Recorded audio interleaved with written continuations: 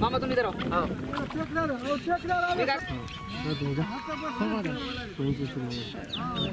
Hello नंतर करू तुम्हाला बाकी काय चला काय बघा बाईट मध्ये आहे तुम्हाला लावून तर लावतात फोन येणार मामा मी जातो मोबाईल घ्या मामा थांबा थांबा आता मामा मामा रुको जरा रुको एक मिनिट शेतकऱ्याला न्याय द्या साहेब आता काहीतरी आणि आता गोदावरी नदीला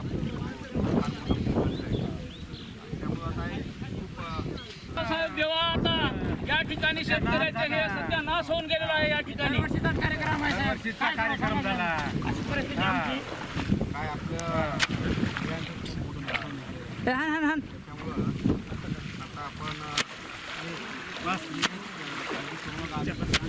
नमस्कार, महाराष्ट्र टाइम्स ऑनलाईनमध्ये आपलं स्वागत आहे।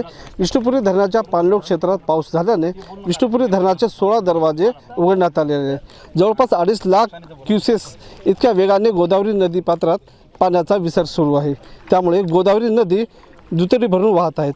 शिवाय या पाण्यामुळे अनेक शेतात पाणी देखील साचले आहे। आपण पाहू शकता सध्या आपण वांगी शिवारात आहोत। पूर्ण शेतामध्ये पाणी कमरे इतकं पाणी आहे आणि काही शेतकरी देखील पाण्यामध्ये आहेत। आपण यांच्याशी आपण संपर्क साधूया।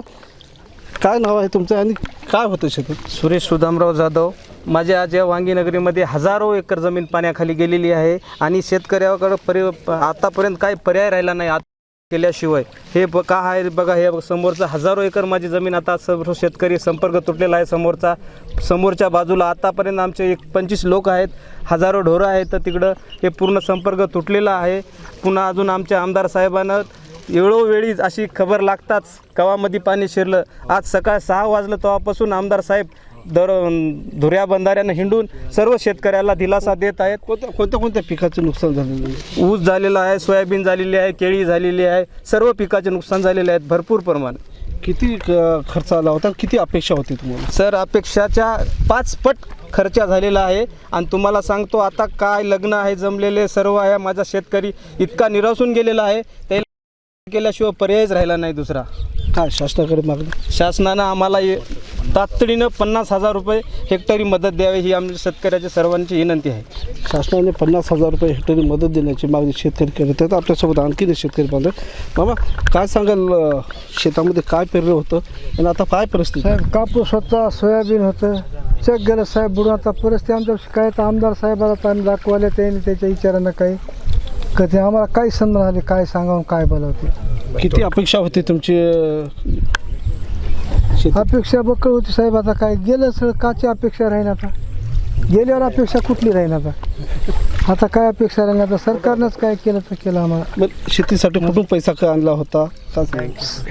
बँकेतून आणला होता साहेब, विकून काही कामधंदा करून पैसा करीत गेल्या, काय कुठे काम करायचं गाड्या पुढे काय।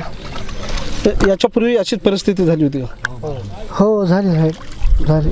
शासनाने 8,500 रुपये प्रति हेक्टरी मदतीचं हे दिलेलं आश्वासन दिलेलं आहे। काय सांगाल किती? साहेब, ते काहीच पुरवे नव्हते आमच्या, त्या खताला पुरवे झालं नाही आमचा। 4,000 रुपयाला ते बॅका घेतल्या, सगळं विकत घेतलं, सगळं गेलं। आता आमच्या जो काही उरलं नाही तर ते आम्ही आमदाराकडेच सोडून दिलं सगळं। आता आम्ही आता किती मदत द्यावं शासन, काय सांगा? कमी म्हणजे 50,000 रुपये ते द्यावं मदत आम्हाला तातडीनं, 50,000। आपण पाहू शकता पूर्ण शेती पिकाचे अतोनात नुकसान झालेले आहे आणि या पुऱ्या पाण्यातच आमदार हे देखील पाण्यात उतरून पाहणी करत आहे। आपल्यासोबत स्वतः आमदार साहेब, काय सांगाल तुम्ही? आज पुराच्या पाण्यात उतरून तुम्ही पाहणी केलं। जरी नांदेड जिल्ह्यामध्ये 2 ते 3 दिवसापासून पाणी जरी थांबलं असेल तरी वरच्या पाण्यानं जे काही संभाजीनगर असेल, नाशिक असेल, बीड असेल या भागात पाणी मोठ्या प्रमाणामध्ये होत असल्याने आज गोदावरी नदीला आपण पाहतोय प्रचंड असा पूर आलेला आहे।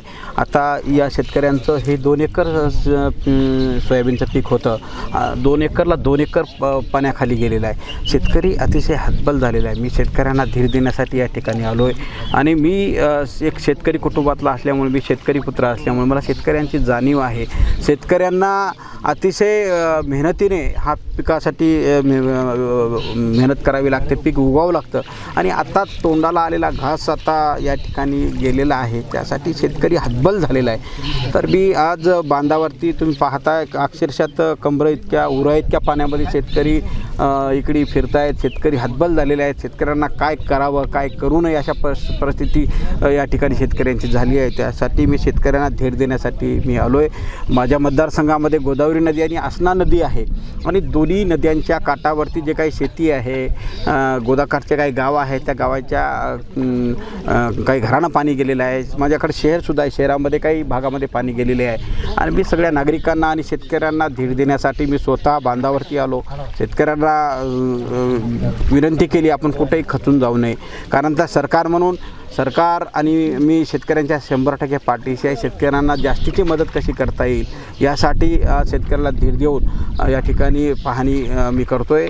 खूप प्रचंड लाखो हेक्टरचं नुकसान या पाण्यामुळं झालेलं आहे आणि शेतकरी हतबल झालेला आहे. सरकारकडून 8,500 एवढी मदत, तुटपुंजी मदत करण्यात आलेली आहे. शेतकरी 50,000. एक सरकारचा प्रतिनिधी म्हणून तुम्ही काय करणार, लोकप्रतिनिधी? मी सरकारचा जरी प्रतिनिधी असला तरी मी पहिलं शेतकऱ्यांचा प्रतिनिधी आहे, मी जनतेचा प्रतिनिधी आहे आणि माझं सरकारला मी सरकारमध्ये असूनसुद्धा नम्र आव्हान या ठिकाणी करणार आहे, विनंती करणार आहे की एखादी योजना आपण कमी जास्त केली तरी चालेल, परंतु शेतकऱ्याला किमान 25,000 रुपये हेक्टर तरी आपण शेतकऱ्याला मदत केली पाहिजे. आपण आता शेतकऱ्यांमध्ये आपण पाहत आहे खूप मोठा रोष आपल्याला दिसतोय.